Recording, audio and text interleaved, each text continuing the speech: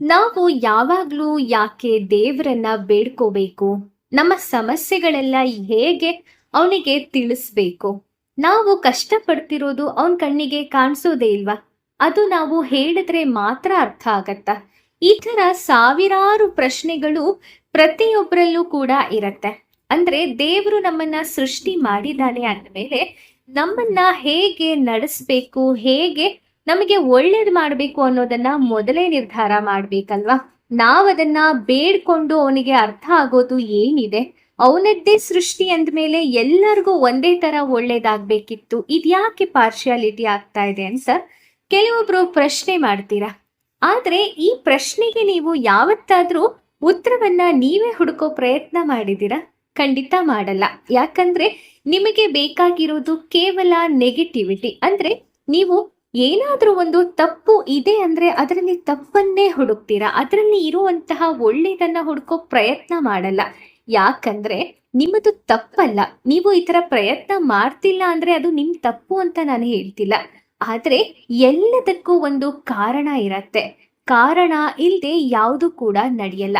ನಿಮಗೆ ಗೊತ್ತಿರೋ ಮಾತಿದೆ ಅಲ್ವಾ, ದೇವರ ಅನುಮತಿ ಇಲ್ದೆ ಒಂದು ಹುಲ್ಕಡ್ಡಿನೂ ಕೂಡ ಅಳ್ಳಾಡೋದಿಲ್ಲ ಅಂತ.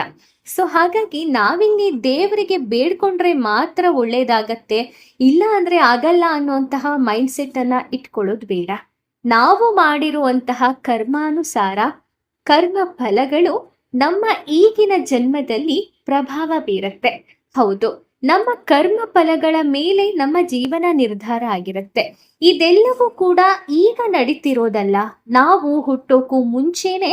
ಅಂದ್ರೆ ನಾವು ಹಿಂದಿನ ಜನ್ಮದಲ್ಲಿ ಏನೇನೆಲ್ಲ ಮಾಡಿರ್ತೀವೋ ಅದಕ್ಕೆ ಬೇಕಾದಂತಹ ಪ್ರತಿಫಲವನ್ನ ನಾವು ಹುಟ್ಟುವ ಮುನ್ನವೇ ದೇವರು ನಮ್ಮ ಹಣೆಯಲ್ಲಿ ಬರೆದು ಕಳಿಸಿರ್ತಾನೆ. ಹೌದು, ನಮ್ಮ ಹಿಂದಿನ ಜನ್ಮದ ಆಧಾರಿತವಾದ ಕರ್ಮಾನುಸಾರ ಕರ್ಮ ಫಲಗಳ ಆಧಾರವಾಗಿ ನಾವು ಹೇಗೆ ಇರಬೇಕು, ಹೇಗೆ ಈ ಕಲಿಯುಗದಲ್ಲಿ ಜನಿಸ್ಬೇಕು, ಹೇಗೆ ಬದುಕಬೇಕು, ಯಾವ ಸಮಯಕ್ಕೆ ಏನಾಗ್ಬೇಕು, ಎಲ್ಲವನ್ನ ಕೂಡ ಆ ಭಗವಂತ ಮುಂಚೆನೆ ನಿರ್ಧಾರ ಮಾಡಿ ಕಳಿಸಿರ್ತಾನೆ.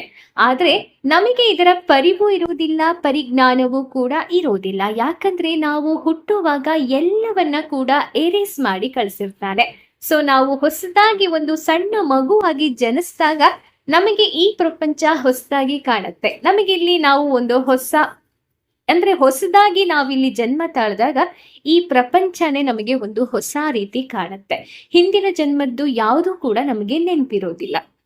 ಸೊ ಹಾಗೆ ಈ ರೀತಿ ಆದಾಗ ನಾವು ಇದನ್ನೆಲ್ಲ ನಂಬಬೇಕಾ, ಇದೆಲ್ಲ ನಿಜಾನ ಅಂತ ನೀವು ಕೇಳ್ಬೋದು. ಯಾವುದೇ ಆಗ್ಲಿ, ಈಗ ಒಬ್ಬರ ಜೀವನ ಒಬ್ರಿಗಿಂತ ವಿಭಿನ್ನವಾಗಿದೆ ಅಲ್ವಾ? ಈಗ ನಿಮ್ಮ ಜೊತೆಯಲ್ಲೇ ಇರೋರೆ ಒಬ್ರು ಚೆನ್ನಾಗಿರ್ತಾರೆ, ಒಬ್ರು ಕಷ್ಟ ಪಡೋರು ಇರ್ತಾರೆ. ಹಾಗೇನೆ ನಾವಿಲ್ಲಿ ವ್ಯತ್ಯಾಸವನ್ನ ನೋಡೋಣ. ಅವರು ಚೆನ್ನಾಗಿದ್ದಾರೆ, ಇವರು ಈ ತರ ಸಮಸ್ಯೆಗಳು ಕಷ್ಟಗಳಿಂದ ಜೀವನ ಕಳೀತಿದ್ದಾರೆ. ಸೊ ಇದು ಹೇಗೆ ಅಂತ ನೀವೇ ಯೋಚನೆ ಮಾಡಿ ನೋಡಿ. ಅವ್ರಿಗೆ ಯಾಕೆ ಒಳ್ಳೇದಾಗ್ತಿದೆ? ಅವರು ಒಂದ್ ಪಕ್ಷ ದೇವರನ್ನೇ ನಂಬದೇ ಇರಬಹುದು, ಆದ್ರೂ ಕೂಡ ಅವ್ರಿಗೆ ಒಳ್ಳೇದಾಗ್ತಾ ಇದೆ. ಇಲ್ಲೇ ನಾವು ತಿಳ್ಕೋಬೇಕು, ನಾವು ಮಾಡಿರುವಂತಹ ಕರ್ಮಗಳಿಗೆ ತಕ್ಕಂತಹ ಫಲ ನಮಗೆ ದೇವ್ರು ಕೊಡ್ತಾನೆ. ಹಾಗಂತ ಇದನ್ನ ನಾವು ಜಸ್ಟ್ ಅಯ್ಯೋ ಕರ್ಮಾನುಸಾರ ನಡೆಯುತ್ತೆ ಹಂಗಾದ್ರೆ ಈ ಜೀವನ ಇಷ್ಟೇನಾ ಅಂತ ಯೋಚನೆ ಮಾಡಬೇಡಿ. ಈ ಜನ್ಮದಲ್ಲಿ ನಾವು ಮಾಡೋ ಒಳ್ಳೇದಿದೆಯಲ್ಲ, ಅಂದ್ರೆ ಒಳ್ಳೇದು ಅಂದ್ರೆ ನಾವು ಒಬ್ರಿಗೇನೋ ಹೋಗಿ ಸಹಾಯ ಮಾಡ್ಬಿಡೋದು, ಅದೊಂದೇ ಒಳ್ಳೇದಲ್ಲ. ನಾವು ನಮ್ಮ ಅಂತರಂಗವನ್ನ ಶುದ್ಧ ಮಾಡ್ಕೊಳ್ಳೋದು. ತೋರಿಕೆಗೆ ಒಳ್ಳೇದು ಮಾಡಿದ್ರೆ ಅದು ಖಂಡಿತ ಯಾವತ್ತೂ ಕೂಡ ಅದು ನಮ್ಮ ಒಂದು ಜೀವನದಲ್ಲಿ ಒಳ್ಳೇದನ್ನ ಮಾಡೋದೇ ಇಲ್ಲ. ಅದು 100%. ಯಾಕಂದ್ರೆ ದೇವರು ನಿಮ್ಮ ಅಂತರಂಗದಿಂದ ನೀವು ಎಷ್ಟು ಶುದ್ಧವಾಗಿದ್ದೀರಾ, ನೀವೆಷ್ಟು ಒಳ್ಳೆಯವರು ಅಂತ ನೋಡ್ತಾನೆ ಹೊರತು ನೀವು ಮಾಡುವಂತಹ ಸಹಾಯದಿಂದ ಅಲ್ಲ. ನೀವು ಸಹಾಯ ಮಾಡುವಾಗ ಒಳ್ಳೆ ರೀತಿಯಲ್ಲೇ ಕಾಣ್ತೀರಾ, ಆದ್ರೆ ನಿಮ್ಮ ಮನಸ್ಸಲ್ಲಿ ಏನಾದ್ರೂ ಕೊಡ್ಬೇಕಲ್ಲಪ್ಪ ಅಯ್ಯೋ ಅಂತ ಏನಾದ್ರೂ ನೀವು ಕೊಟ್ರೆ ಖಂಡಿತ ಅದು ನಿಮಗೆ ಒಳ್ಳೇದನ್ನ ಮಾಡಲ್ಲ. ನೀವು ಮನಸ್ಪೂರ್ವಕವಾಗಿ ನೀವು ಮಾಡಿದ್ರೆ ತುಂಬಾ ಒಳ್ಳೇದು. ಒಂದ್ ವೇಳೆ ಸಹಾಯ ಮಾಡೋ ಗುಣ ಇಲ್ಲ ಅಂದ್ರೂ ಅವ್ರಿಗೆ ಒಳ್ಳೇದ್ ಬಯಸ್ಬೋದು. ಕಷ್ಟದಲ್ಲಿರೋರನ್ನ ನೋಡಿದಾಗ ಇವ್ರಿಗೆ ಕಷ್ಟ ಹೇಗಾದ್ರೂ ಪರಿಹಾರ ಮಾಡು ದೇವ್ರೆ, ತುಂಬಾ ಕಷ್ಟ ಪಡ್ತಿದಾರೆ ಅಂತ ನೀವು ಒಂದು ಕೂಗನ್ನ ಹೇಳಿದ್ರೆ ನಿಮಗೆ ಅಲ್ಲಿ 100% ಪುಣ್ಯ ಬಂದ್ಬಿಡತ್ತೆ. ಸೊ ಆ ತರ ನಿಮ್ಮ ಅಂತರಂಗ ಎಷ್ಟು ಶುದ್ಧವಾಗಿದೆ ಅನ್ನೋದನ್ನ ದೇವ್ರು ನೋಡ್ತಾನೆ. ಸೊ ಹಾಗಾಗಿ ನಮ್ಮ ಅಂತರಂಗದಿಂದ ನಾವು ಒಳ್ಳೆಯವರಾಗಿರೋಣ. ಅದನ್ನ ನಾವು ಇಂದಿನ ಜನ್ಮದಲ್ಲಿ ಏನಾದ್ರೂ ಕೆಟ್ಟ ಕರ್ಮಗಳನ್ನ ಮಾಡಿದ್ರು ಕೂಡ ಈ ಜನ್ಮದಲ್ಲಿ ಈ ತರ ಮಾಡಿ ಅದನ್ನ ಕಳಿಬಹುದು. ಮುಂದೆ ನಮಗೆ ಒಳ್ಳೇದಾಗೋ ತರ ನಾವು ಒಂದು ಅಡ್ವಾಂಟೇಜ್ ಅನ್ನ ತಗೋಬಹುದು. ಅದನ್ನೇ ದೇವರು ಈಗ ಮಾಡಿರೋದು, ಅದನ್ನೇ ಭಗವದ್ಗೀತೆಯಲ್ಲೂ ಕೂಡ ಭಗವಂತ ಕೃಷ್ಣ ಪರಮಾತ್ಮ ಹೇಳಿರೋದು. ಸೊ ನಾವಿಲ್ಲಿ ಮಾಡ್ಬೇಕಾಗಿರೋದು ಇಷ್ಟೇ, ನಮಗೆ ಎಷ್ಟು ಸಾಧ್ಯನೋ ಅಷ್ಟು ದೇವರ ಪ್ರಾರ್ಥನೆ ಮಾಡಬೇಕು. ದೇವರ ಪ್ರಾರ್ಥನೆಯನ್ನ ಮಾಡಿದ್ರೆ ಮಾತ್ರ ದೇವರಿಗೆ ಕೇಳಿಸೋದಾ, ಇಲ್ಲ ಅಂದ್ರೆ ಕೇಳಿಸಲ್ವಾ ಅಂತ ನೀವು ಅನ್ಕೋಬೇಡಿ. ನಿಮ್ಮ ಪ್ರತಿಯೊಂದು ಉಸಿರಾಟವನ್ನು ಕೂಡ ಆ ಭಗವಂತನಿಗೆ ಸಮರ್ಪಣೆ ಮಾಡಿದಾಗ ಹೇಳಿ, ನಾನು ಇವತ್ತು ನನ್ನ ಕೃಷ್ಣನನ್ನ ನೆನೆಸ್ಕೊಂಡು ಇವತ್ತಿನ ದಿನವನ್ನ ಪ್ರಾರಂಭ ಮಾಡ್ತಿದ್ದೀನಿ ಅಂತ ಒಂದು ಮಾತು ಹೇಳಿ ನೀವು ಬೆಳಗ್ಗೆ ಎದ್ದೋಳಿ ಸಾಕು. ಆ ದಿನದಲ್ಲಿ ನಿಮಗೆ ಏನೇನ್ ಬೇಕು, ಏನೇನ್ ಆಗಬೇಕು ಅದನ್ನೆಲ್ಲ ಕೃಷ್ಣ ನೋಡ್ಕೋತಾನೆ. ಸೊ ಇದೇ ನಾವು ಮಾಡುವಂತಹ ಭಕ್ತಿಯಾದ ಪ್ರಾರ್ಥನೆ. ಇದನ್ನ ಬಿಟ್ಟು ಬೇರೆ ಏನನ್ನ ಕೂಡ ಭಗವಂತ ಎಕ್ಸ್ಪೆಕ್ಟ್ ಮಾಡೋದಿಲ್ಲ. ನೀವು ಚಿನ್ನ ಕೊಡಿ, ಬೆಳ್ಳಿ ಕೊಡಿ, ಅಥವಾ ಪೂಜೆ ಮಾಡಿ ನೀವು ಏನಾದ್ರೂ ಒಳ್ಳೆ ನೈವೇದ್ಯ ಮಾಡಿ ಭಗವಂತನನ್ನ ಒಲಿಸ್ಕೋಬೇಕು ಅನ್ನೋದು ಯಾವುದೂ ಇಲ್ಲ. ಅವನಿಗೆ ಪ್ರೀತಿಯಿಂದ ಒಂದು ತುಳಸಿ ದಳವನ್ನ, ಅಥವಾ ನಿಮ್ಗೆ ಅದು ಸಾಧ್ಯ ಇಲ್ಲ ಒಂದು ಲೋಟ ನೀರನ್ನ ಕೊಟ್ಟರು ಕೂಡ ಅವನು ಭಕ್ತಿಯಿಂದ ಅದನ್ನ ಸ್ವೀಕರಿಸ್ತಾನೆ. ಹೌದು, ನೀವು ಕೊಡುವಂತಹ ಎಲ್ಲವನ್ನ ಕೂಡ ಸ್ವೀಕರಿಸೋ ಒಬ್ನೇ ಆ ಕೃಷ್ಣ ಪರಮಾತ್ಮ. ಹಾಗಾಗಿ ನೀವು ಕೊಡೋಕು ಮುನ್ನ ಅವನಿಗೆ ನಿಮ್ಮ ಜೀವನವನ್ನ, ನಿಮ್ಮ ಒಂದು ಪ್ರಾರ್ಥನೆಯನ್ನ ಅರ್ಪಿಸಿ. ಆಗ ಅವನು ತಂತಾನೆ ನಿಮ್ಮಲ್ಲಿ ಬಂದು ಸೇರ್ಕೊತಾನೆ. ನಿಮಗೆ ಏನು ಒಳ್ಳೇದನ್ನ ಮಾಡ್ಬೇಕು ಅದನ್ನ ಮಾಡ್ತಾನೆ.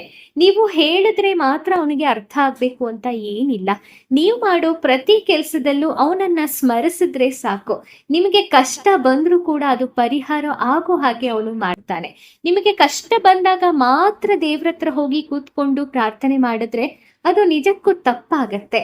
ನಾವು ಮಾಡ್ಬೇಕಾದದ್ದು ಇಷ್ಟೇ, ನಾವು ಮಾಡೋ ಪ್ರತಿ ಕೆಲಸದಲ್ಲೂ ದೇವರನ್ನ ನೆನೆಯೋಣ. ಬೆಳಗ್ಗೆ ಎದ್ದ ತಕ್ಷಣ ಕೃಷ್ಣ, ಇವತ್ತಿನ ದಿನ ನಿನಗೆ ಸಮರ್ಪಿತವಾಗಿದೆ. ಎಲ್ಲ ಕಷ್ಟ, ಎಲ್ಲ ನಷ್ಟ, ಎಲ್ಲ ಸುಖವನ್ನ ನಿನಗೆ ಅರ್ಪಿಸ್ತೀನಿ. ನಿನಗೆ ನನಗೆ ಏನ್ ಕೊಡ್ಬೇಕನ್ಸುತ್ತೋ ಅದನ್ನೇ ಕೊಡು ಭಗವಂತ. ಇಷ್ಟೇ ಸಾಕು ನೋಡಿ. ನೀವು ಈ ತರ ಪ್ರಾರ್ಥನೆಯನ್ನ ಮಾಡಿ ಭಗವಂತನನ್ನ ಒಲಿಸ್ಕೊಳ್ಳೋದು ಬಹಳ ಸುಲಭ. ಅದು ಬಿಟ್ಟು ನೀವು ವ್ರತ, ಉಪಚಾರ, ಅದು ಇದು ಅಂತ ಮಾಡಿನೂ ಒಲಿಸ್ಕೋಬಹುದು, ಇಲ್ಲ ಅಂತ ಅಲ್ಲ. ಆದರೆ ನಾವು ಎಷ್ಟು ನಿಷ್ಕಲ್ಮಶವಾದ ಭಕ್ತಿಯಿಂದ, ಎಷ್ಟು ಅಂತರಂಗ ಶುದ್ಧವಾದಂತಹ ಭಕ್ತಿಯಿಂದ ದೇವರನ್ನ ಒಲಿಸ್ಕೊಳ್ಳೋ ಪ್ರಯತ್ನ ಮಾಡ್ತೀವೋ ಅಷ್ಟು ಸುಲಭವಾಗಿ ದೇವರು ಒಲಿತಾನೆ. ಹಾಗಾಗಿ ನೀವು ಯಾವುದೇ ಆಗ್ಲಿ ಎಲ್ಲವನ್ನೂ ಕೂಡ ನೀವು ದೇವರಿಗೆ ಹೇಳ್ತೀನಿ ಅನ್ನೋದಾದ್ರೆ ಈ ತರ ಮಾಡಿ, ನಿಮ್ಮ ಲೈಫ್ ಚೇಂಜ್ ಆಗೋದ್ರಲ್ಲಿ ಯಾವುದೇ ಡೌಟ್ ಇಲ್ಲ. ಎಲ್ಲವನ್ನ ಕೂಡ ಹೇಳಿನೇ ದೇವ್ರಿಗೆ ಅರ್ಥ ಆಗ್ಬೇಕಾಗಿಲ್ಲ. ನೀವು ಮಾಡುವಂತಹ ಭಕ್ತಿಯಾದ ಪ್ರಾರ್ಥನೆ ಮತ್ತೆ ಪ್ರತಿ ಕ್ಷಣದ ದೇವರ ಒಂದು ಆರಾಧನೆಯಿಂದ ನಿಮ್ಮ ಜೀವನ ನಿಮ್ಮ ಕೈಯಿಂದಾನೇ ಬದಲಾಗುವಂತಹ ಅವಕಾಶ ಇರುತ್ತೆ.